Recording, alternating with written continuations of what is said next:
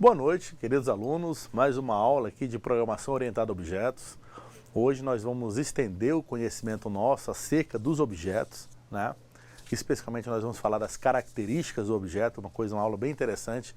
Vocês vão ver como definir essas características. Professora, quem vai estar nos auxiliando, a professora Mariela. Boa noite, professor. Boa noite, alunos, a todos os tutores dos polos EAD. Estamos na nossa segunda teleaula. E, professor, qual seria o conteúdo da aula de hoje? Vamos lá ver a nossa agenda. A nossa agenda a gente vai definir, como falei anteriormente, né? Quais são as características do objeto, né? O que seriam os conceitos, os fundamentos de definição dessas características.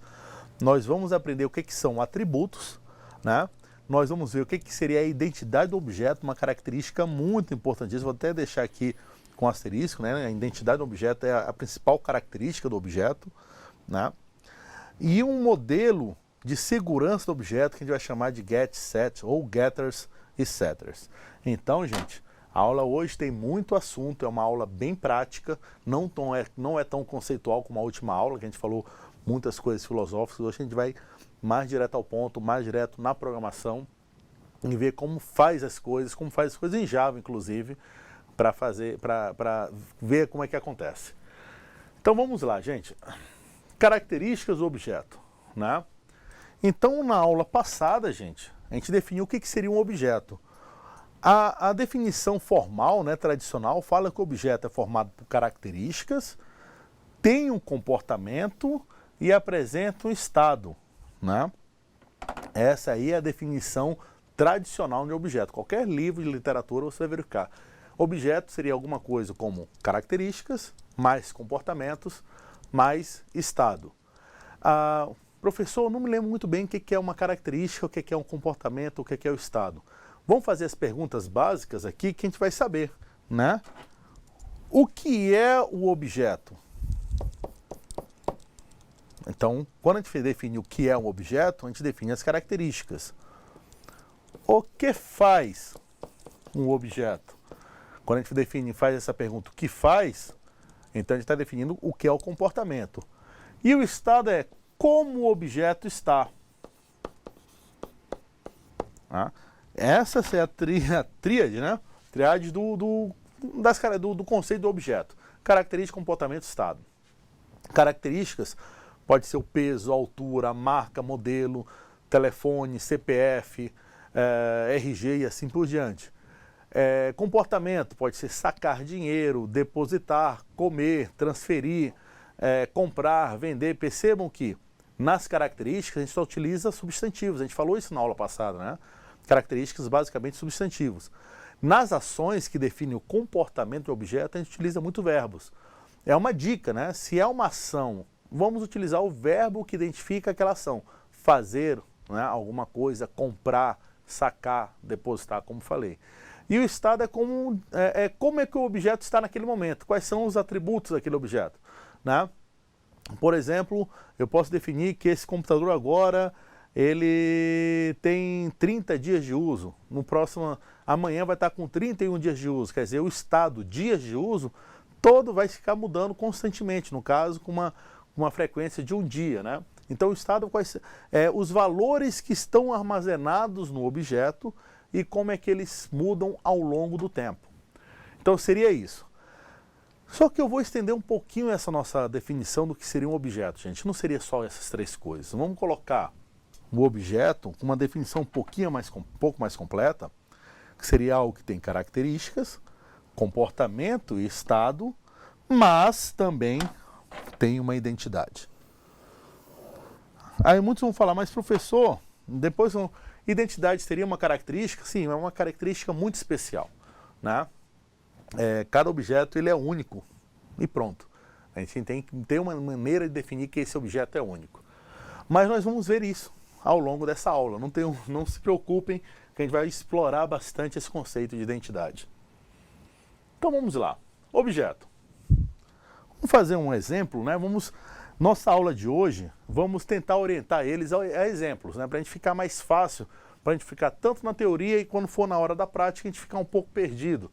Então vamos orientar realmente ao exemplo e qualquer dúvida que vocês tenham, queiram colocar outros exemplos, vocês podem estar passando aos tutores de vocês aí pelos polos e mandar para a gente essas dúvidas ou essas propostas no intervalo aí durante a atividade. Mas a gente vai tentar aplicar o nosso conhecimento hoje em um determinado tipo de exemplo. Então vamos lá.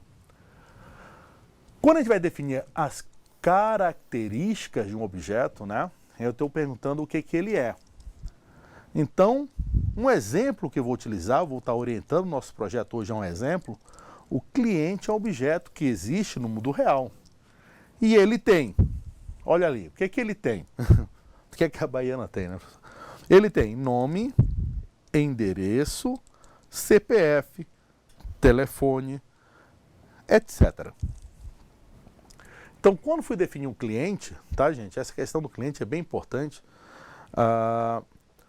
É um conceito que nós temos já definido, a gente falou na aula passada, olha. É um conceito que a gente aprendeu ao longo da nossa vida. Nós já sabemos que é um cliente, o cliente de uma loja, o cliente de um comércio, assim por diante. E esse cliente tem algumas características que são importantes para aquele comércio, para aquela loja. Então, o nome dele, o endereço, o CPF, a renda familiar, a data de nascimento, para mandar um cartãozinho. Então, são características que é interessante eu saber para poder trabalhar com esse cliente depois, para fazer um relacionamento com esse cliente. Então, imagina que no meu sistema, vamos imaginar um sistema de loja, né, que vai controlar minha loja, eu tenho um objeto que é a figura de um cliente, eu estou definindo um cliente. Só tem esse objeto? Não, tem vários outros objetos. Pode ter o cliente, pode ter o vendedor, pode ter o produto, pode ter o estoque, a própria loja é um objeto. Mas eu estou definindo apenas um objeto desse contexto dessa loja, que é o cliente. E quais são as informações, quais são as características que eu preciso armazenar desse cliente, né? Eu posso definir várias características, mas o que é importante para mim, para a minha loja, para o meu negócio? Eu vou escolher uma dessas características. Aí eu escolhi que ele vai ter nome, endereço, CPF, telefone. Uma característica que eu vou até colocar aqui a mais, mas seria interessante, né, que é muito importante, que seria renda familiar. Como é que eu vou vender financiado para esse meu cliente se eu não sei quanto é que ele ganha? Né, professora? A gente precisa, você tem um crédito comigo, eu sei que você é um funcionário aplicado, você ganha muito bem, então você pode comprar à vontade que no próximo que a loja está aberta, né? Então essas são informações que a loja precisa saber sobre o cliente. Então a loja, ou a pessoa que desenvolveu o sistema da loja, definiu o que era importante, né? Essas características. Podem ser mais, podem ser muito mais. Quem vai definir é o dono do sistema, é quem está encomendando o sistema. É lógico que você, enquanto analista, você pode discutir, né? Vamos imaginar que você queira guardar, a dona loja, eu quero saber quantos homens e quantas mulheres são clientes meus. Então você vai colocar dentro dessas características o sexo também, o sexo do meu cliente, né? Eu posso falar, mas cliente pode ser uma empresa, então em vez de ser sexo, eu posso colocar sexo ou tipo de cliente, se é pessoa física ou pessoa jurídica, né? Então perceba que eu posso colocar, eu posso expandir essas características à vontade. Eu posso definir vários outros, mas vamos imaginar que eu gostaria de saber qual é a altura do meu cliente, ou o peso do meu cliente. É interessante para a loja saber essa altura, vamos colocar, são características do cliente, né?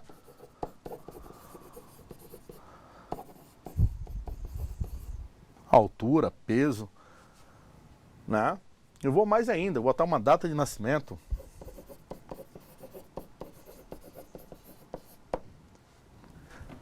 Tudo isso, gente, são características inerentes ao cliente. Mas imagina eu lá fazendo o cadastro no crediário da loja e a vendedora, né, a pessoa que está querendo, né, vender para mim, fala, por favor, o senhor pode me dar a sua altura? Eu vou olhar para cliente, para a mulher que está me atendendo. Para que você quer saber minha altura, né? Ela pode ser um pouquinho mais delicada. Por favor, pode me informar o seu peso? Ainda mais para mim, professora, né? Não pode. Mas para que você quer saber o meu peso, né? E quando foi que você nasceu? Qual é a sua data de nascimento? Ainda mais se fosse uma mulher, né? Para que você quer saber a minha idade? Então, gente, isso é uma preocupação muito importante de definição das características de um objeto. É saber quais são relevantes ou não para aquele contexto. É bem interessante você se preocupar com isso, é bem importante você se preocupar com isso.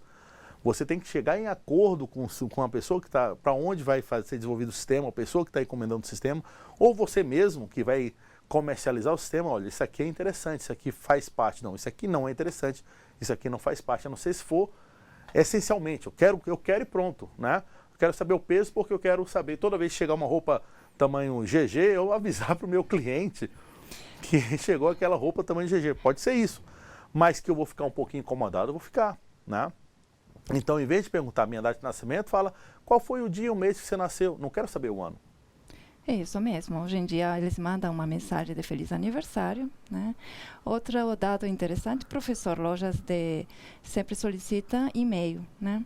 Para mandar a mala direta e as propagandas. Olha aqui, mais outro tipo de característica. Esqueci, logo a gente que é professor de informática esqueceu, né? O e-mail, né? O celular para fazer o WhatsApp. As promoções. As promoções online, né? A questão, gente, é como falei, definir característica é muito fácil. Tudo que eu preciso armazenar acerca daquele objeto. Então, eu defini que é um cliente. O que eu preciso armazenar sobre o cliente? Nome, peso, nome, CPF, endereço, telefone, e-mail, sexo para saber quem é o meu tipo melhor cliente, e entre outras informações que eu vou definir, eu que sou programador, eu que sou o dono do sistema, eu que estou definindo o objeto. Acho interessante, acho pertinente. Esse trabalho, gente, de pesquisar o que é importante, o que não é importante para definir no nosso sistema, a gente chama de abstração de dados. Então, esse trabalho de definir isso aqui, gente, ó, esse trabalho de definir quais características são relevantes ou não, a gente chama de abstração. Então, a abstração, gente, é nada mais do que a capacidade de nós, seres humanos, acharmos quais informações são relevantes ou não, baseado num determinado contexto.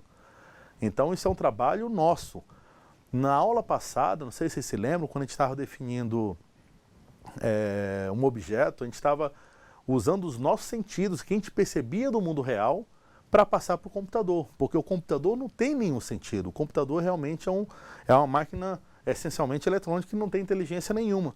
Então, eu vou usar todo o meu expertise, toda a minha consciência, todo o meu cérebro para descobrir o que existe no mundo real. Então, eu sei que no mundo real existe um cliente, eu sei quais são as características que aquele meu cliente tem, e depois de definir, eu falo, olha, computador, no mundo real existe o cliente, eu vou agora explicar para você o que é um cliente. Então, a partir do momento, agora eu vou explicar para você o que é um cliente. Mas eu explicar o quê? Tudo? Não, o que eu achar relevante. Esse trabalho de achar o relevante é que a gente chama de abstração. Eu vou definir o que é importante ou não. Se eu vou definir se altura e peso é uma característica do cliente ou não. Então, gente, esse exercício mental a gente chama de abstração e não se esqueçam. É importante, Uma característica bem interessante também da abstração, a gente que aquele mesmo objeto, né, pode ter conotações diferentes em ambientes diferentes.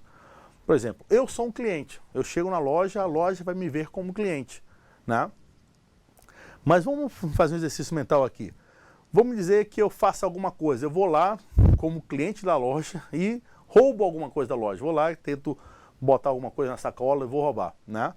Eu sou a mesma pessoa, Lilo, né? Aí o que vai acontecer? Eu vou ser preso e vou lá na delegacia.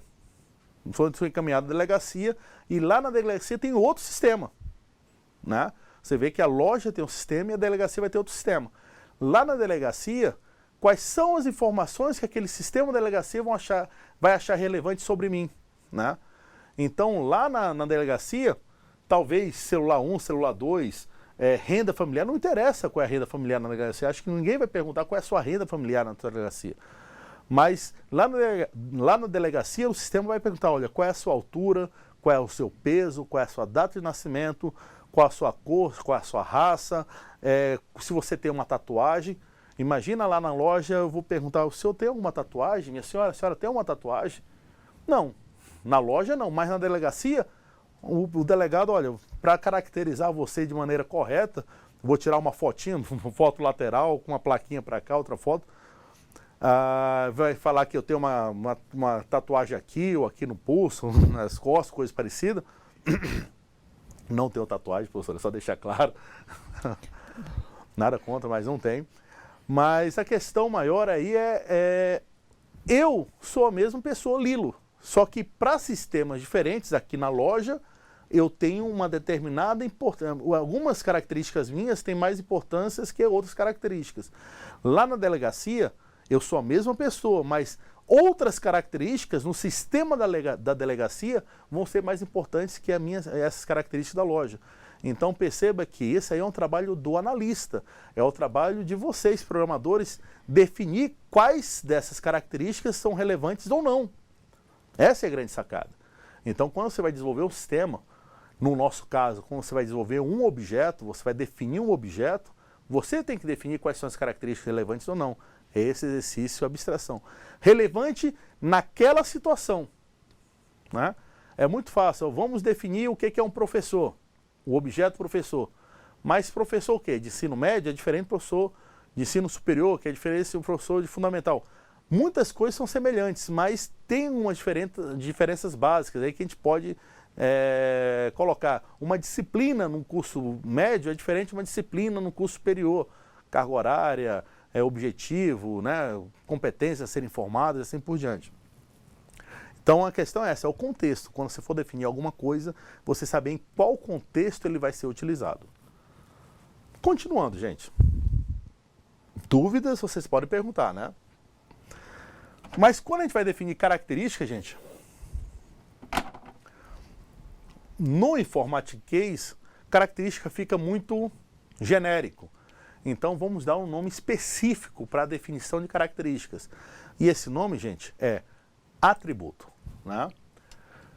Então atributos, né, podemos considerar atributos como a definição das características do objeto. Então a partir de agora, característica vai se chamar atributos. Né?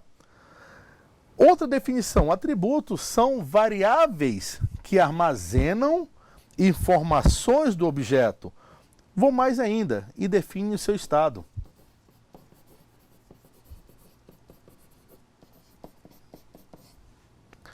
Que o estado é definido baseado, né, nas informações que lá estão armazenadas. Tá? Então, atributos são variáveis que eu coloco dentro de um objeto, que eu armazeno dentro do objeto. Então, eu como cliente, quais são essas variáveis que eu tenho que armazenar? O meu nome, o meu CPF, a minha data de nascimento, meu sexo, minha renda familiar, meu e-mail e assim por diante.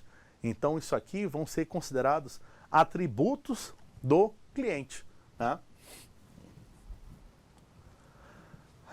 Agora a grande pergunta, como é que eu crio esses atributos? Vamos para a parte prática, gente. Né? Se eu quero definir um cliente, na aula passada, para eu explicar ao computador, olha meu computador lindo, querido, né? Cliente é algo que existe no mundo real e eu vou começar a explicar para você agora o que é um cliente. E o que é que nós vimos na aula passada? Nós vamos lá no Java, criamos um arquivo chamado cliente.java, que é onde eu vou estar definindo o que é um cliente, e vou começar a classificar, olha a palavra class, o que é um cliente.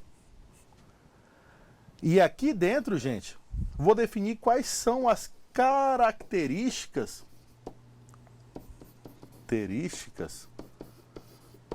do cliente ou atributos.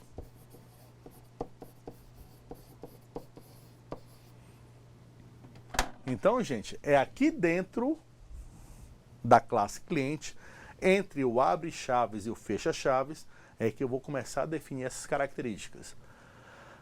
Como eu vou fazer isso, professor? Simples. Vamos lá ver como é que a gente faz? Se eu já defini a classe, vamos definir então as características.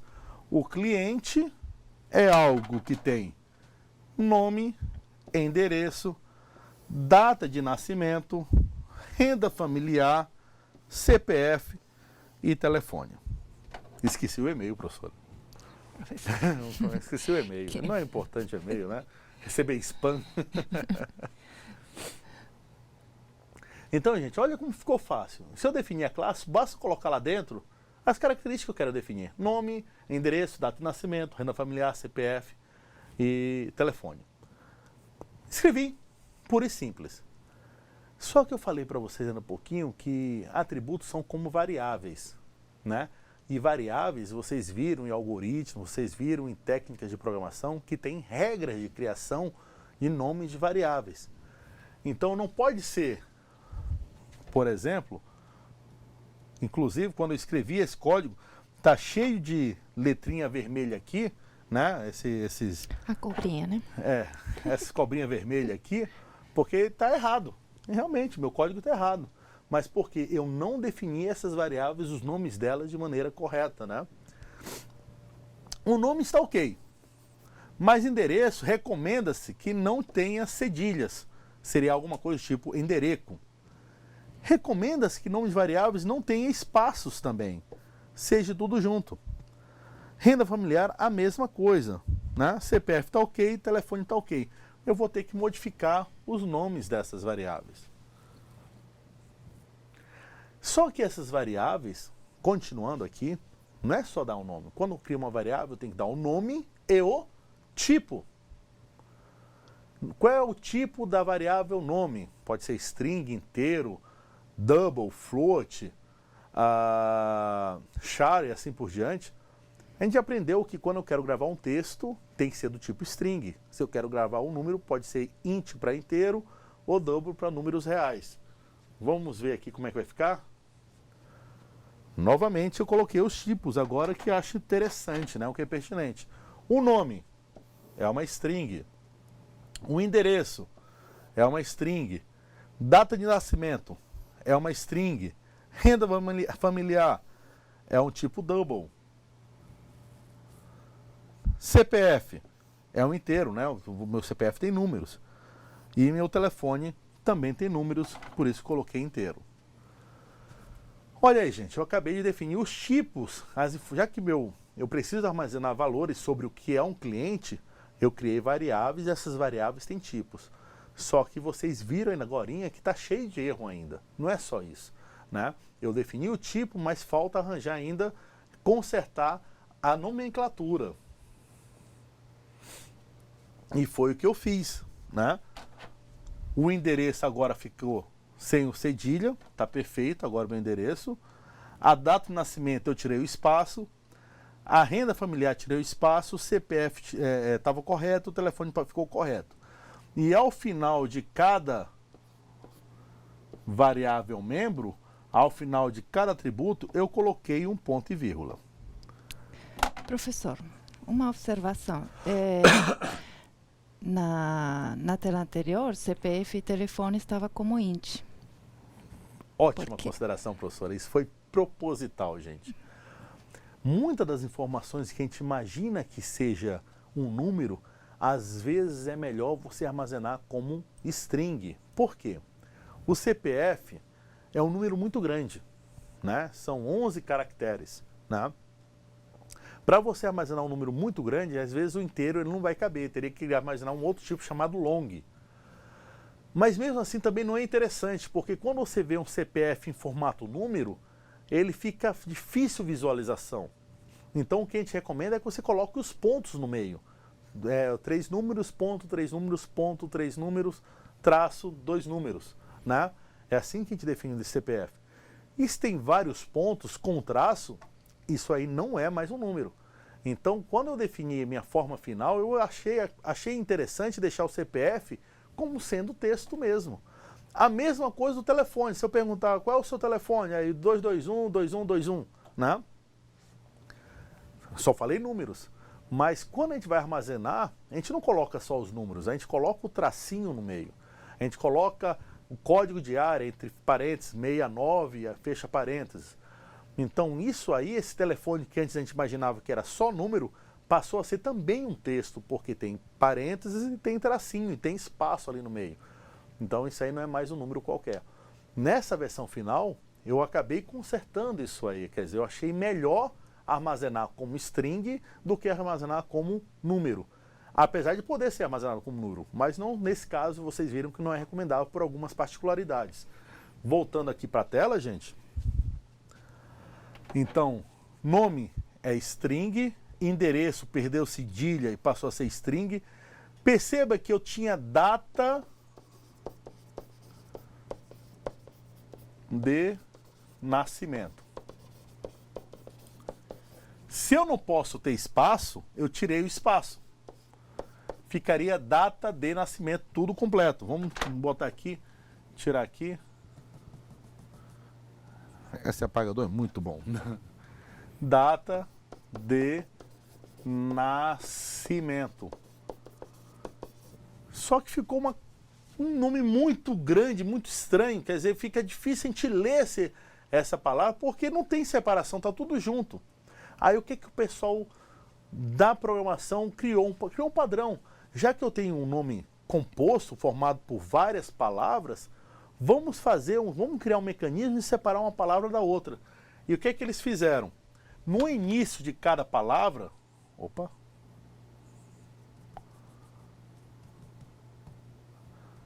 né? Então, data,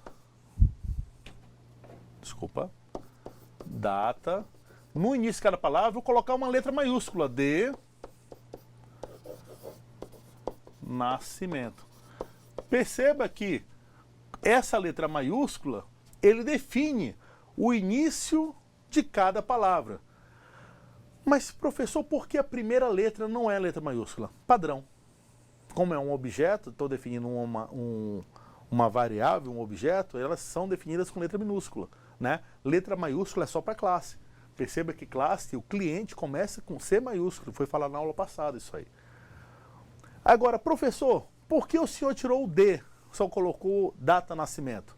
Gente, voltando aqui para o nosso final, versão final, o D foi excluído, só ficou o nascimento e o nascimento com N maiúsculo, porque essas proposições de ligação também é um padrão a gente excluir, né?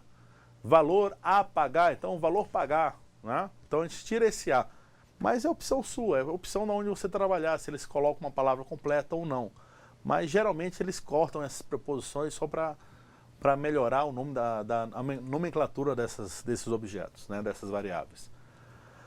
No caso, renda familiar, o F ficou maiúsculo, CPF telefone, como é apenas uma única palavra, né?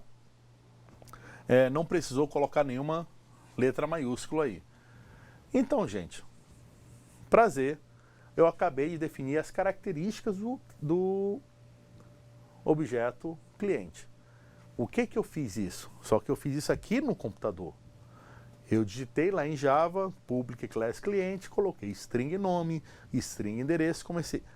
O que significa? Que a partir desse momento, olha aqui, a partir desse momento, o computador sabe o que é um cliente. Ele não só sabe o que é um cliente, mas ele sabe quais são as características desse cliente. Como é fácil programação orientada a objetos, gente, né, professora? Não é bem intuitivo. Classifico, definindo as características, passo o computador, agora o computador, eu já sei o que é um objeto e quais são as suas características. Só que tem alguns detalhezinhos que a gente vai mais, tem muitos detalhezinhos que a gente vai aprender aqui ainda. Então vamos lá, para a teoria. As características de um objeto são definidas pelos seus atributos, já havia falado sobre isso, né? Os atributos podem ser considerados variáveis membros de um objeto. Após definir as variáveis membros da classe, após definir as variáveis membros da classe, todos os objetos criados a partir delas conterá essa característica. Só lembrando aqui, gente, olha aqui, vamos dar um aspas aí. Características é a mesma coisa que atributos, que é a mesma coisa que de variáveis membros. Então, se eu falar de variáveis membros de uma classe, são os atributos. Se eu falar atributos de uma classe, define as características. É a mesma coisa. né, falaram de maneira diferente, né? Mas o conceito, o objetivo é o mesmo, define a mesma coisa. A grande sacada é que se você define na classe, quer dizer, quando você define o que é aquele objeto, a fábrica do objeto, se eu definir isso, todos os objetos que forem criados baseados naquela forma falada na aula passada, vão ter essas características automaticamente. Vamos dar uma olhada aqui? Então, eu tenho agora dois arquivos, né? Olha, o cliente.java eu já criei, está lá. Agora eu vou criar um programa.java. Professor, eu tenho duas classes agora? Eu tenho dois arquivos, isso? Um arquivo, eu estou definindo algo, eu estou definindo o que é o cliente.java. O outro arquivo, programa.java, é um programa que eu vou utilizar aquela definição que eu acabei de ensinar ao computador. Então, olha o que aconteceu. O computador, cliente é isso. E o computador, opa, agora eu sei o que é cliente. Se eu sei o que é cliente, agora eu posso usar o cliente à vontade. Então, eu posso criar um programa que utiliza o cliente. Na verdade, posso criar qualquer programa que utilize o que eu ensinei para o computador, o que seria o cliente. Então, são dois arquivos diferentes. Cliente.java, olha aqui, e programa.java, olha aqui. A diferença dessas classes, gente, é que cliente não tem método main. Ele não tem. Já o programa.java, olha aqui, ele tem um método main. Então, a gente fala que essa é a classe principal que vai utilizar as classes de definição. Para um conceito mais elaborado, nós vamos definir dois tipos de classe. Essa aqui é uma classe de definição. O que é uma classe de definição? É uma classe que define algo do mundo real, onde eu estou tentando explicar para o computador o que é. E eu tenho uma classe de execução, olha aqui.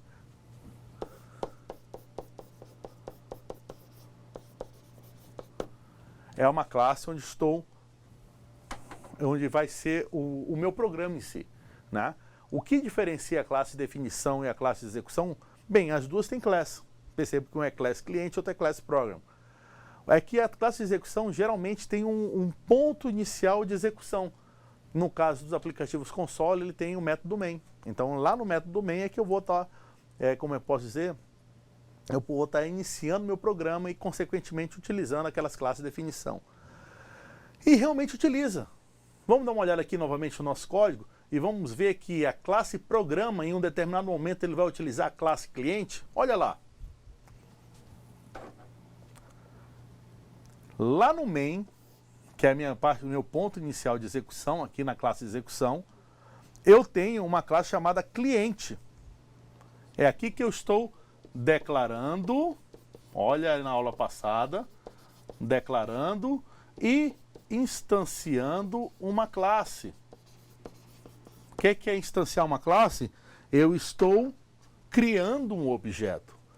Então, se o computador já sabe o que é o cliente, então eu posso definir o que é cliente. Cliente, define o nome do objeto. Esse nome do objeto, gente, ele pode ter qualquer nome. Pode ser João, Lilo, ABC, XYZ. O nome do objeto aqui é apenas um identificador, né, para a gente poder referenciar esse objeto depois. Pode ser qualquer coisa, desde que obedeça o nome, a nomenclatura de criação de variáveis, né? Então, qual é o nome do meu objeto? Deixa eu fechar aqui, apagar. Está tudo apagado. Então, eu tenho o nome do meu objeto, chama ABC. Então, esse aqui é o objeto. E qual é a classe? A classe é o cliente. Então, o que eu posso dizer, relembrando a aula passada, que ABC é um objeto do tipo cliente. Nesse momento, eu só estou declarando.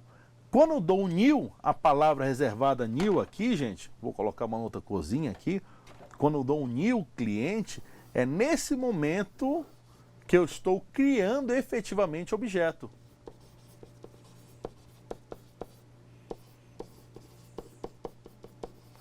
Aí, relembrando da aula passada, professor, Qual é a diferença conceitual entre instanciar uma classe e criar um objeto? Resposta: nenhuma. É a mesma coisa. Quando eu estou instanciando uma classe, na verdade significa que eu estou criando um objeto baseado naquela classe. Tome nota disso aí. Voltando agora, já que eu criei o objeto, já que eu declarei o objeto chama ABC, já que eu instanciei ele, né, nesse comando aqui, new cliente, agora vamos começar a popular esse objeto, né? abc.nome, ABC, o objeto, e uma das características do objeto ABC é o nome. Perceba que o objeto ABC, que é do tipo cliente, tem todas as características que foram definidas no cliente, como endereço, data de nascimento, renda familiar, CPF, telefone. Gente, objeto significa que eu estou armazenando várias informações dentro de um único objeto. O objeto ABC, que é do tipo cliente, ele tem um conjunto de informações. Aqui eu defini 5 só, mas pode ter centenas de informações que eu preciso estar preenchendo, que eu preciso estar informando, que é importante para a definição do meu objeto. Mas perceba que é apenas o objeto ABC.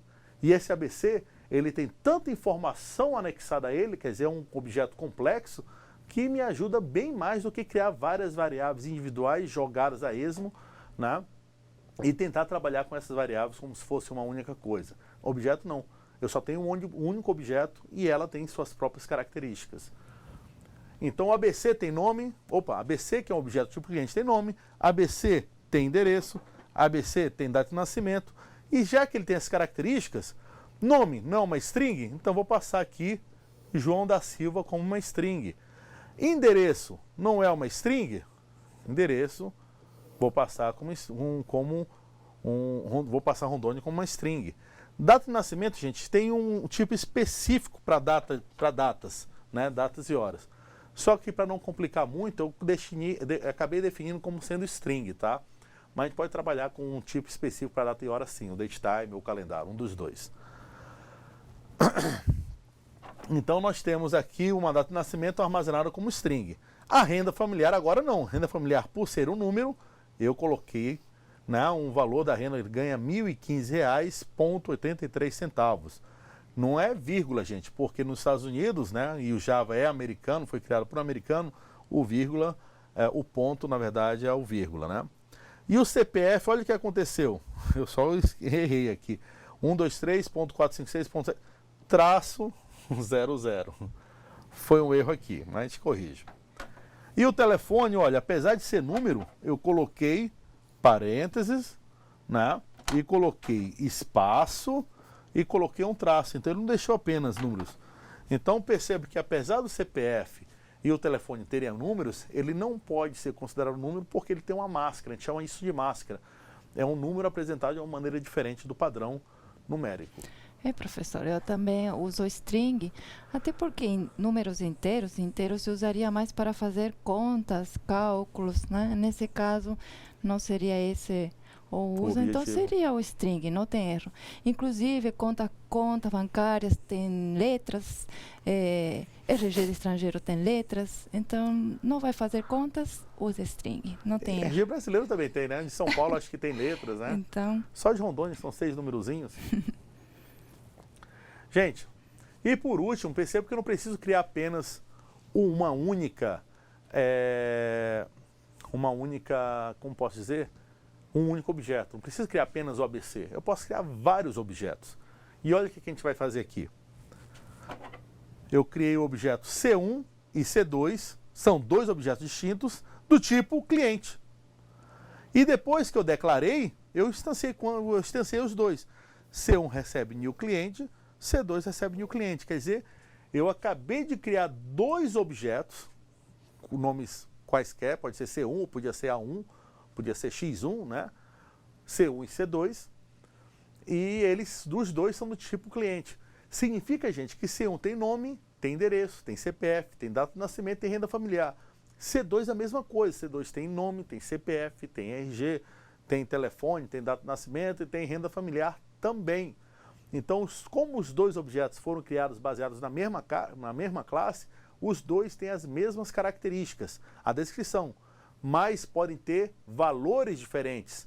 Opa, pode ter conteúdo diferente ou ter estados diferentes em momentos diferentes, tá, gente? Por padrão, as características são as mesmas, mas os valores que estão armazenados naquelas características, na maioria das vezes, não são as mesmas, são bem diferentes, né? E por último, definir aqui, que é um padrão de desenvolvimento, quando você define um objeto, tá? Você define um objeto do mesmo nome da classe. Então tem um objeto chamado cliente, que é do tipo cliente. Gente, esse é o padrão de desenvolvimento. O pessoal, quando define classe, ele cria o nome da classe daquele objeto com o mesmo nome do objeto. Agora a pergunta que eu faço, eles têm efetivamente o mesmo nome? Olha o que nós temos aqui.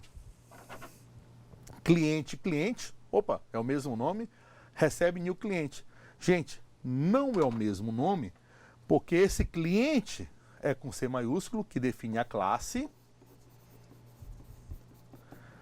Esse cliente é um C maiúsculo, que define, no caso aqui não é a classe, mas é o construtor que nós vamos ver depois.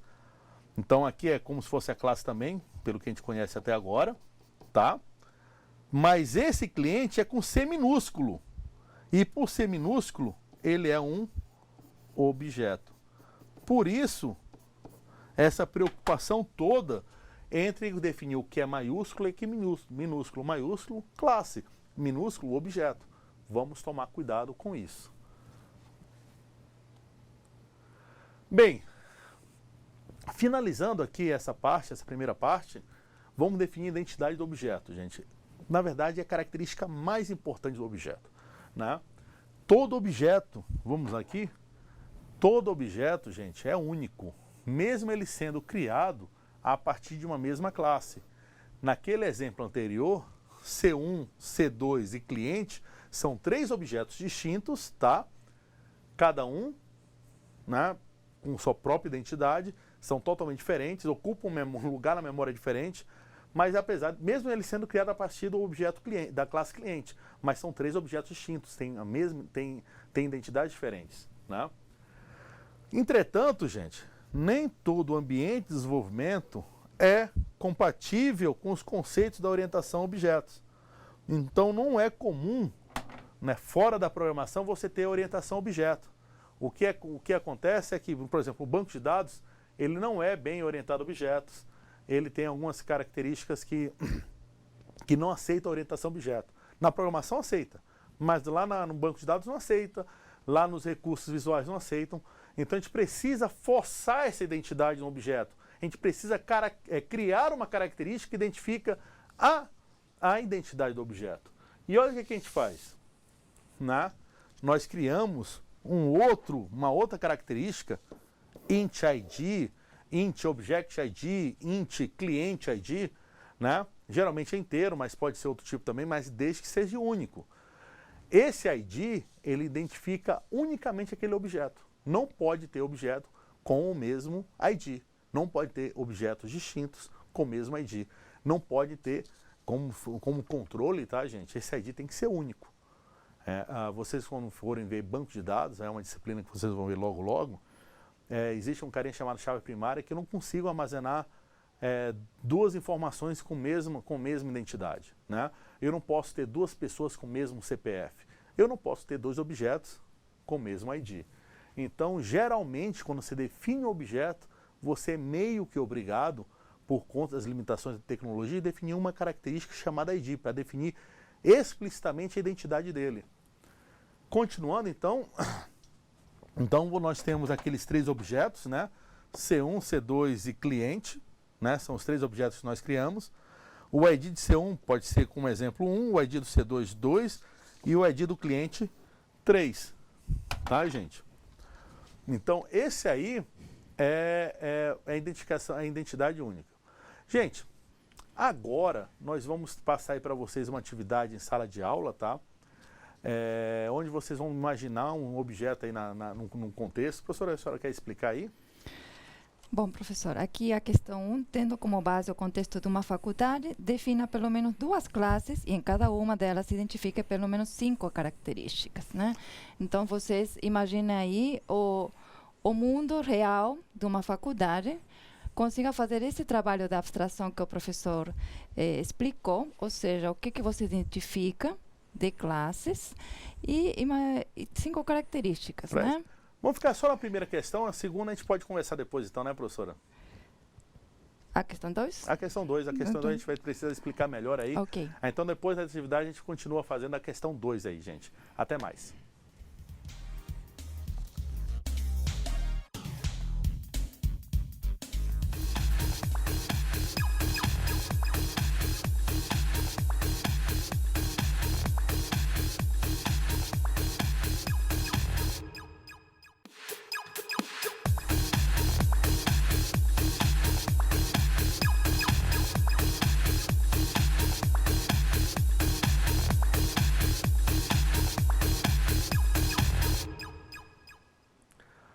Boa noite de volta aí, gente. Bem-vindos de volta. Espero que a atividade tenha sido bem interativa aí com vocês.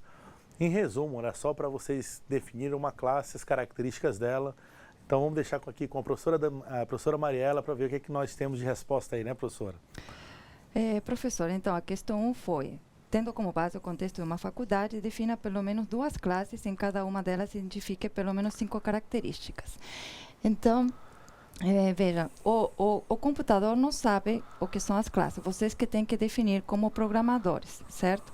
Tem uma resposta aqui da Claudineia de Cerejeiras, definiu professor, uma classe professor, Perfeito. Características, né, os atributos, ou as variáveis, como aprendemos hoje, nome, CPF, endereço, telefone, renda familiar, sexo. Perfeito, são as características que nós vimos igual hoje para do cliente, é o igual cliente, do mas cliente, o né? professor também pode ser um cliente. A grande questão é o seguinte: eu, professor, eu sou cliente de uma loja e essas características meio que se casaram, né? Isso mesmo. Então, assim, a pessoa, uma hora é professor, tem além dessas características, podemos acrescentar o tempo. Titulação. Titulação, exatamente. Bom, outra classe que ela definiu foi escola. Atributos seria sala, se tem ar-condicionado, biblioteca, quadro, carteiras. Aqui já... O que é o senhor... Gente, a questão vamos definir a faculdade. No caso da escola, a gente falou que vamos trocar a escola pela faculdade, né? O instituto, né? Agora, a faculdade, vamos imaginar que ela tenha áreas, né? Então, uma das características é quantidade de salas, quantidade de laboratórios, ou nessa sala, qual é o metro quadrado, a área de determinada sala.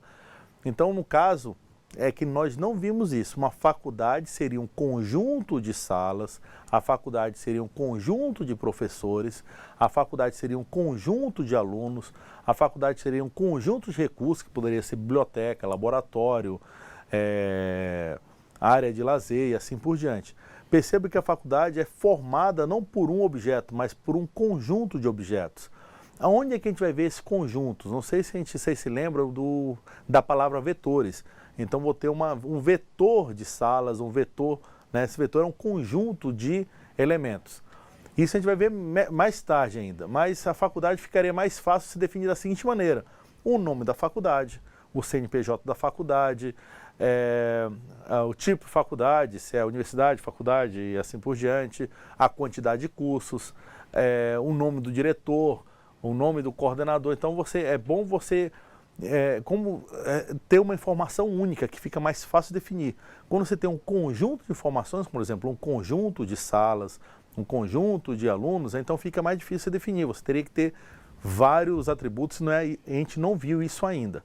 Mas vamos definir sempre uma característica simples, né? Qual o nome da faculdade, qual o CNPJ da faculdade, qual o endereço da faculdade, qual o telefone da faculdade, qual é o tipo, né, de instituição de ensino superior, se é uma faculdade, se é uma universidade, se é um instituto e assim por diante. Outro exemplo aqui poderia ser a disciplina, né? Uhum. Não é um objeto tangível, mas disciplina também seria uma classe, poderia ter o nome da disciplina, o professor, a carga horária, a ementa, o objetivo da disciplina, também Perfeito. seriam características aqui de uma classe. Vamos numerar, gente? Então, olha, faculdade é uma classificação, professor, aluno, disciplina, a matrícula, a prova, é uma classe, vamos definir o que é uma prova, né? Então a gente pode ter vários objetos aí dentro de um contexto de faculdade, né? Esses seriam os que a gente viu aí com mais frequência. E acho que tem mais alguma consideração, professor, para a gente continuar aqui? Não, professor, esses serão os exemplos, né? E se puder continuar aqui para explicar aos alunos como fazer essa próxima atividade. Gente, vamos lá. A gente precisa ter um pouquinho de familiaridade com o Eclipse. Isso já vem um pouquinho da aula passada, como fazer alguma coisa no Eclipse, tá? Então a gente vai tentar, por meio do fórum, por meio dos tutores, melhorar essa interatividade, como usar o Eclipse. O objetivo da aula é como ensinar orientação a objetos. A priori, o Eclipse seria o adicional. Então, mas a gente não vai deixar vocês assistidos, muito pelo contrário. Vamos utilizar os nossos tutores, vamos utilizar os nossos meios de comunicações lá no ambiente para tirar eventuais dúvidas. Então, nós vamos estar à disposição. Agora, para continuar, gente, a gente precisa melhorar o conceito dessas características. Então, a gente sabe que características são definidas por atributos. Os atributos têm outro nome chamado de variáveis membros. Agora vamos ver uma segunda parte da nossa aula, que é como definir o get, o set e para que serve o get, o set. É uma coisa que quem já programa já conhece bastante. Então vamos lá, gente. Os atributos de uma classe devem ser protegidos. Valores estranhos armazenados em um objeto podem deixá-lo em um estado inconsistente. Olha aqui a palavra, estado inconsistente. O que é um estado consistente? O objeto é considerado em estado inconsistente quando ele define um objeto que não existe no mundo real, inconsistente com a realidade. Professor, não entendi muito bem. Vamos explicar. Vamos definir que eu estou definindo aqui. Vamos imaginar que nós estamos definindo aqui a classe produto, um produto de uma loja, né? O produto tem a descrição, a marca, o modelo, o valor do produto e a quantidade de estoque. Você tem lá a quantidade que aquele produto está lá disponível no estoque. É normal, né? Tenho 10 televisões no estoque, tenho 5 televisões, 3 DVDs, 0, não tenho, quer dizer, eu estou com estoque 0 de armários, né, e cama, mas você não vê estoque negativo. Eu tenho menos 10 televisões. Existe no mundo real uma loja que tem menos 10 televisões? Não, não existe. Ela tem no mínimo 0, ela não tem menos, né? Então esse estado que não existe na realidade, por exemplo, uma loja com menos 10 produtos, é um estado inconsistente, não tem como refletir isso. O computador não deveria permitir que naquela quantidade tivesse um número negativo. Então, nesse caso específico, quando um produto tiver uma quantidade negativa, significa que aquele produto está com estado consistente. Geralmente as lojas que nós temos por aí, quando permite um estado negativo, é que houve uma falha na conferência de produto e houve uma venda sem poder, quer dizer, começa a dar problemas, que não deveriam dar problemas. Então, um estado consistente, por exemplo, a quantidade, no caso do produto, pode ser alvo de erros, né? Eu cheguei sem querer, coloquei lá na quantidade menos 5. Nossa, não era para colocar a quantidade menos 5. O exemplo, numa conta bancária, né? Inclusive, é o nosso caso, nossa tarefa. A conta bancária, você tem 3 características que nós definimos para a nossa tarefa na próxima semana. A primeira característica é o número da conta, coisa bem simples, o nome do titular da conta e o saldo. A única regra que eu falo, olha, não pode ter conta com um saldo negativo, a não ser se ela for especial. Acho que poderia. Se ela for especial, mas conta comum não. Se você tentar tirar do dinheiro uma conta comum, que é uma conta corrente comum, não é uma conta especial, ali está falando uma conta da maioria dos brasileiros, né? Sem limite. Se eu for tentar tirar um valor lá, eu não vou conseguir tirar mais do que eu tenho lá de saldo. É impossível, né? Pela minha regra. Então não existe uma conta normal com saldo negativo. Vai começar a me dar problema na conta. Então é uma regra que eu vou criar. Eu vou ter que proteger, eu tenho que criar alguma inteligência no meu objeto, essa é a grande sacada, que não me permita colocar um saldo negativo, ou uma quantidade negativa, ou uma data de nascimento inválida, ou um CPF inválido. Quer dizer, são informações que não precisam existir. Um outro exemplo claro, né? Eu vou tentar cadastrar um cliente e a pessoa que vai informar o CPF do cliente, o CPF não existe, né? Quer dizer, foi fraudado na hora, quer dizer, é um número inválido. Então o sistema não pode permitir um CPF inválido. Então essa questão de se o sistema puder criar um objeto, por exemplo, cliente, cujo CPF é um CPF que não existe, opa, o sistema está com problema. Mas como é que você vai proteger essas características? É aí que entra o nosso conteúdo agora, que é o Get e o Set. Como é que a gente vai fazer? A primeira regra, gente, é o seguinte: para proteger os atributos de acesso indevido, por exemplo, colocar um CPF inválido, usa-se um qualificador chamado private, que esconde o atributo do mundo exterior à classe.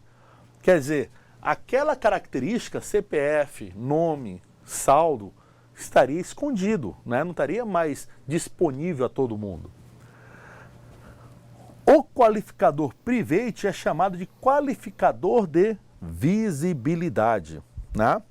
E os qualificadores de visibilidade que existem são o private, o protegido, que a gente vai ver depois, e o público, que é o todo mundo tem acesso, e o internal, que é o padrão do Java, né? Então, gente, como padrão de desenvolvimento, eu até coloquei o título desse slide, olha aqui o título. Como padrão de projeto, gente, quando a gente vai definir uma classe em Java, por padrão, os atributos, antes era só int, id, string, nome, olha o que eu coloquei aqui do lado, gente. Eu coloquei a palavra private. Private, todos os atributos são privados. Então, para proteger que alguém chegue lá e coloque um CPF que não existe, você não pode mais mexer no meu CPF, eu vou colocar ele como privado. Eu coloquei a palavra privado aí na frente, ou private em inglês, na frente de cada atributo, dizendo, olha, ninguém tem mais acesso. Pronto. Só que na hora que eu fiz isso, olha o que aconteceu. Na hora que eu coloquei private, o nome, vou usar a caneta vermelha aqui, né? O nome, o endereço, a data de nascimento, todos ficaram com erro, porque eu não consigo mais ter acesso ao nome, eu não consigo acesso, por exemplo, ao CPF, que é o meu caso. Eu não consigo mais acessar nenhuma dessas características. Poxa, professor, como é que eu vou criar, armazenar, recuperar esses valores se eu não tenho mais acesso? E eu preciso realmente proteger. Aí que entra uma figurazinha do jeito que seria o guarda-costa. O guarda-costa seria o get e o set, é um cara aqui na frente, olha, fica ali na frente da variável, lá do atributo, e toda vez que você quiser conversar com o atributo, ele vai ficar, opa aí, cara pálida, né? Opa, você quer fazer o que com o meu atributo? Eu quero fazer isso. Então pode.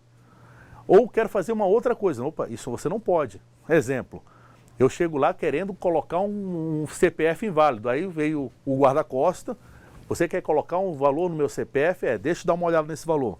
Não, esse CPF não existe. Fora. Você não pode colocar esse CPF no meu CPF. Então esse guarda-costa é um mecanismo que foi criado na orientação objetos que permite manipular os atributos de maneira segura. Mas como é que a gente faz isso? Vamos ver? Eu preciso criar duas funções no meu guarda-costa, um get e um set. Qual é a função get do meu guarda-costa, gente? O get é um método que permite o acesso de leitura a um atributo. Então, o guarda-costa vai ter duas funções. O get, que ele vai permitir que você acesse o atributo para ler, você consiga ler o atributo. E o guarda-costa vai ter uma outra função, que é o set. É o método que permite o acesso de escrita num atributo. Como assim? Quando você quiser colocar uma informação no atributo, o set é que vai definir se você pode ou não. O get é quando você quer ler uma informação do atributo. E o set é quando você quiser gravar uma informação no atributo. Como funciona? Os getters e setters, como falei, servem como um guarda-costa de um atributo. eles deixam acessar o atributo e permitem definir regras para esse acesso. Os getters, que a gente chama, e os setters, têm a função de garantir o estado consistente de um objeto. Olha a palavra aí, estado consistente no objeto. Significa que o get e o set nada mais é do que um guarda-costas que não vai permitir que valores estranhos estejam lá armazenados. Então o get e o set é o guarda-costas que vai permitir, na hora que você quiser colocar uma quantidade menor que zero, um saldo menor que zero, um CPF inválido, ele falou, opa, aqui você não pode fazer isso.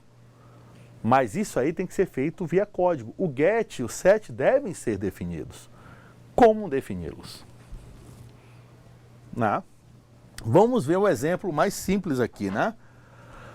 Esse aqui é o meu atributo. E eu peguei justamente o primeiro atributo, Private Int ID, que é o meu atributo de identidade. A gente já chegou a falar isso aí antes do intervalo. Então eu tenho o meu guarda-costas, olha aqui o meu guarda-costas. Meu guarda-costas, ele é dividido em duas funções. A primeira função é o get e a segunda função é o set. Tudo para mexer em qual variável? Em qual atributo? O ID. Então eu tenho um get para o ID e eu tenho o set para o ID. Como é que chama então esses guarda-costas com essas duas funções? O primeiro guarda-costas se chama getID e o segundo guarda-costas se chama setID. O getID, gente, é um guarda-costas geralmente simples. Eu apenas quero ver, eu apenas quero ler o que está escrito lá na variável. Então é muito difícil você ter algum tipo de mecanismo que vai trabalhar essa informação. Geralmente é o padrão. Então toda vez que quiser buscar, toda vez que você precisar dar um get, o padrão é retornar o valor sem nenhuma restrição. Então quando você fizer um getID, você vai retornar o ID. Olha aqui, return ID, sem nenhuma restrição. A única questão é que esse getID tem que ser do tipo inteiro, no mesmo tipo do atributo, né?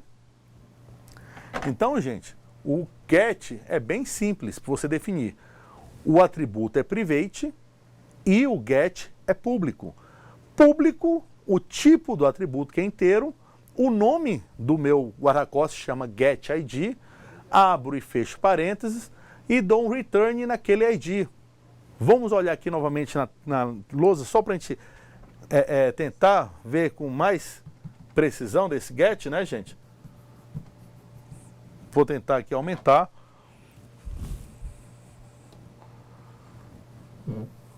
Olha aqui, mais aumentar aqui. Olha aqui. Então, olha aqui o meu getID. O atributo ele é privado, ok? Mas o get ele é público. O atributo tem um tipo inteiro. O get tem que ser do mesmo tipo. O atributo se chama ID. Já o guarda-costas que vai buscar a informação desse atributo se chama getID. Perceba que esse ID é com I maiúsculo porque é formado por duas palavras. Vem naquela regra. Começa com letra minúscula, mas a segunda palavra, letra maiúscula. E pela sintaxe do Java, abre e fecha parênteses, abre chaves e fecha chaves. Aqui dentro, nós vamos definir a regra que vai ter, o que é necessário para eu buscar aquele atributo ID. A regra é retorna um ID, quer dizer, a regra é nenhuma. Não preciso de tanta segurança. Eu não preciso de tanta segurança. Então, geralmente, o get, toma, você quer ler? Toma, todo seu. O set, por sua vez, em alguns momentos você define uma regra. Mas vamos dizer que também não tenha nenhuma regra. Vamos lá no set? O set, ele é público, assim como o get. Só que ao invés de ser do tipo do atributo, ele sempre vai ser void. O void a gente vai explicar com mais detalhes como é que funciona lá quando a gente for aprender métodos. E em vez de ser getID, o nome dessa função de proteger o nosso atributo vai se chamar setID. Então, quando eu quero mandar, olha, eu quero mandar uma informação lá para o meu atributo, eu quero falar, olha, eu quero mandar esse valor.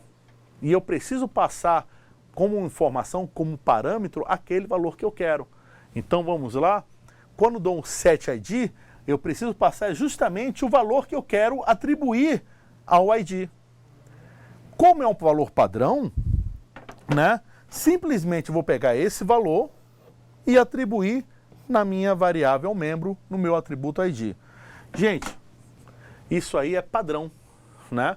O getID, o setID, a partir de agora, todo atributo em Java que você precisa declarar, você precisa expor para fora, precisa definir uma interface para ele, quer dizer, é uma característica do objeto, você precisa obrigatoriamente definir o get e o set.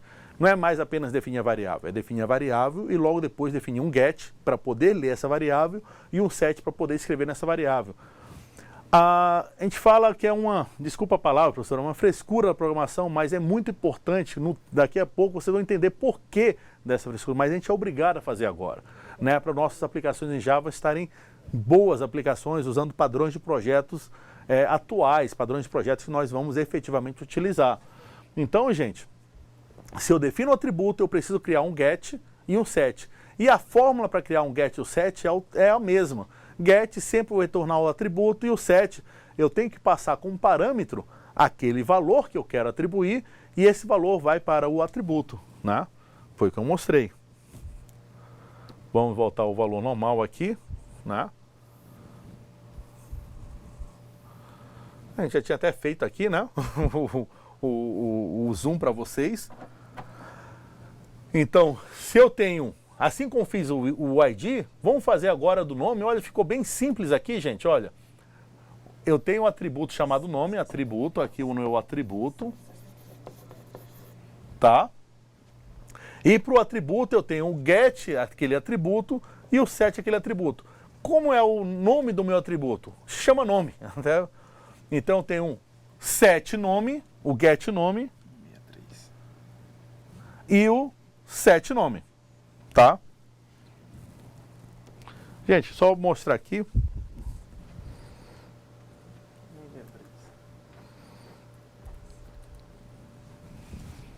Só aumentar um pouquinho mais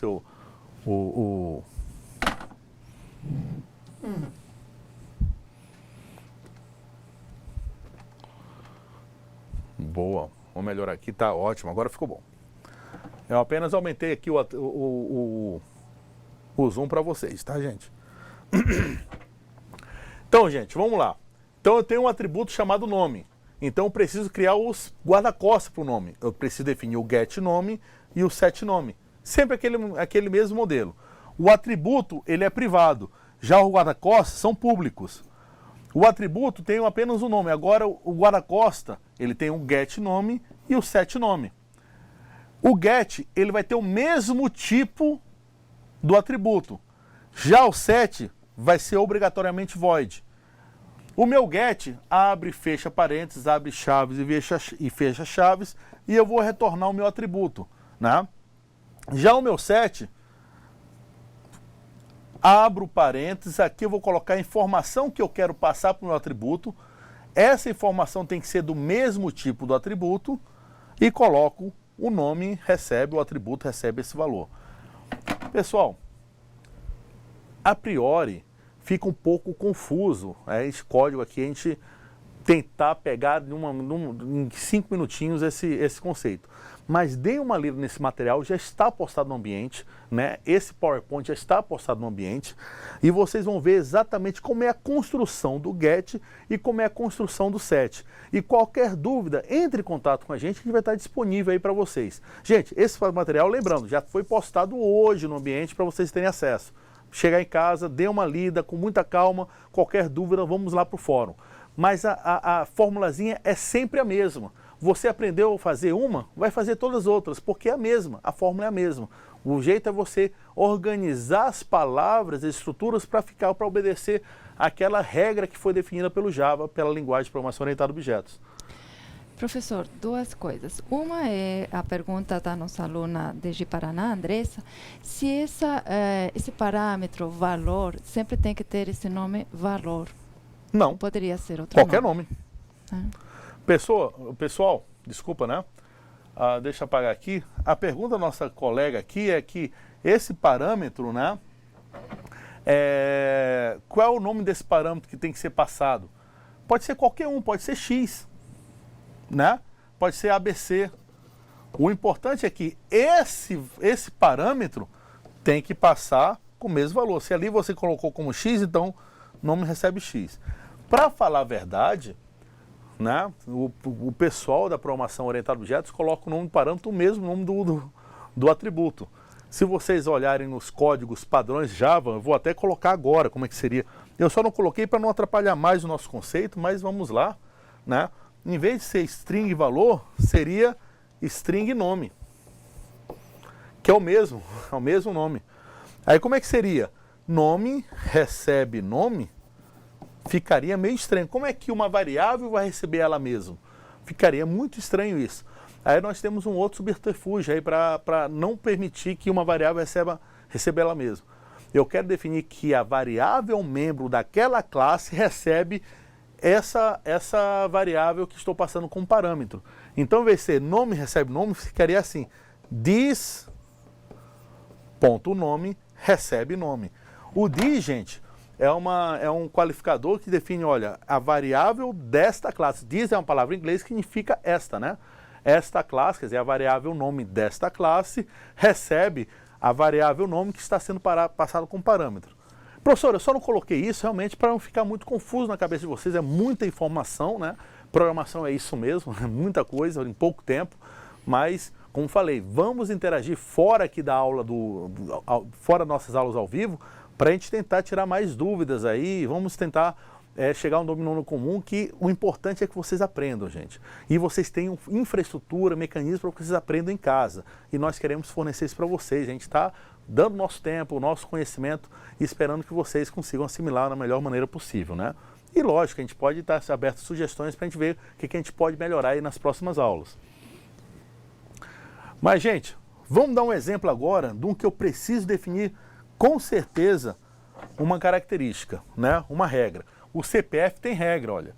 CPF é um atributo, nas regras do atributo, ele é privado e assim por diante. Eu vou definir o getCPF e vou definir o setCPF. Só que eu vou falar para vocês, olha, gente, para o CPF ser válido, então eu vou falar para o meu guarda-costas. Então, guarda-costas, você não aceite receber um CPF que não tenha tamanho de 14 caracteres. Realmente, todo CPF colocando os pontos e o traço tem 14 caracteres. Então eu vou falar, olha, guarda-costas, se alguém tentar passar para você um CPF que não tenha 14 caracteres, quer dizer, de tamanho 14, você não aceita. Então agora o meu set vai ser inteligente o suficiente para não aceitar valores inválidos. É justamente aquela questão de garantir a consistência do objeto. Ele não vai mais aceitar caracteres inválidos. Vou colocar um CPF chamado 0. Não existe CPF 0. Vou colocar um CPF chamado 123. Opa, não existe CPF valor 123. É lógico que esse código que eu vou colocar aqui na lousa é um código bem simples. O CPF não precisa ter apenas 14 caracteres. Tem uma regra de cálculo CPF, só que a gente não vai utilizar e nem cobrar isso agora, em tão pouco tempo. É apenas para mostrar para vocês que o CPF eu estou colocando uma regrazinha, apesar de simples, mas muito importante. O CPF obrigatoriamente tem que ter 14 caracteres. Então olha o que vai acontecer com o meu setCPF, gente. O meu setCPF eu vou passar um valor aqui, né? E esse valor, se não for passado, ele vai criar uma exceção. Se ele for passado de uma maneira incorreta, ele vai ser passado de um valor exceção. Aí eu vou fazer uma pequena pergunta. Isso aqui, gente, é algoritmo. Tudo que a gente aprendeu nas disciplinas anteriores, o if, o for, a gente vai colocar dentro do get e o set para criar mais inteligência para o nosso objeto, para aquelas minhas características. Nessa regra eu falo, olha, só aceite se a variável que você quer passar, o valor que você quer passar, tiver tamanho 14. Então vou verificar, olha, se o valor, né, essa variável aqui do tipo string, se o valor ponto lente, quer dizer, o tamanho da minha variável valor, for igual a 14, aí sim, somente aí, ele vai atribuir o valor ao CPF. Então, o que vai acontecer? Alguém vai tentar passar o valor para o CPF, o guarda-costas ali na frente tem 14, o tamanho é 14? Então agora sim, eu vou pegar esse CPF 14 e colocar lá dentro do atributo. Foi o que ele fez. Então, nesse código, ele permitiu isso. Agora ele olhou assim, não tem 14. Ele vai pegar o CPF e vai jogar lá para cima. Olha, teve uma pessoa que tentou armazenar um valor, um CPF inválido, agora vocês façam o que você quiser. É aí que a gente vai utilizar um comando, tá, gente? Quando ele tentou fazer uma coisa errada, olha, true new exception, CPF inválido. Gente, esse aí é uma maneira de controlar o estado e a consistência do objeto. Só para finalizar a nossa aula, já está passando o tempo aqui, mas para vocês terem uma ideia, aquele código que a gente falou ali, cliente ABC recebe new cliente, abc.nome, abc.endereço, abc.data de nascimento, vai ser modificado agora pelos gets e sets. Olha como é que vai fazer. abc.setNome, João da Silva. abc.set endereço, Rondônia. abc.set data de nascimento, a data de nascimento que eu quero. abc.set família. Percebam que o modelo, o conceito agora ficou diferente.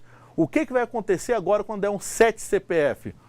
Eu vou lá, abc.setCPF, e eu vou passar a minha variável, meu CPF lá, ele vai verificar que isso aqui tem 14 caracteres e vai aceitar. Opa, aceitei com louvor, né? E nesse slide último aí, tem um exemplo que, pelo amor de Deus, leem com bastante calma em casa, né? Que ele fala como você lê o CPF usuário, né? E como atribuir, como ler e escrever essas informações no objeto. É bom que vocês leiam esse caso, como falei, o material já está disponível, e qualquer dúvida de como fazer isso na vida real, como fazer isso num programa de vocês lá em casa, na casa de vocês podem tirar no fórum. Um detalhezinho, né? Esse código vai ser base para a atividade que vocês vão ter que entregar na próxima aula. Vocês precisam entender esse código que foi feito aqui para poder fazer a atividade. A atividade de vocês vão ser criar duas classes, uma chamada conta corrente e outra chamada programa. A conta corrente vai ter que definir 3 características, como já falei, o número da conta, o titular da conta e o saldo da conta, sendo que o saldo tem uma regrinha, só nele, no saldo. Quando eu for atribuir um valor no saldo, esse saldo obrigatoriamente tem que ser maior ou igual a 0. Essa é a regra que você vai ter que definir. E depois no programa, o que é que a gente precisa fazer? Criar um programa para utilizar essa classe. Muito obrigado, gente. Obrigado pela nossa aula. Desculpa aí a nossa pressa. Até a próxima aula aí, gente. Boa noite, professor. Boa noite, alunos. Só queria ressaltar o convite, né? Entrando no site do IFRO, no www.ifroedu.br, tem um convite para um evento da primeira semana de informática. Façam as inscrições. Se vocês passarem por aqui, por Porto Velho, será um prazer aqui receber vocês. Vai ser muito bom esse evento, gente. Até mais.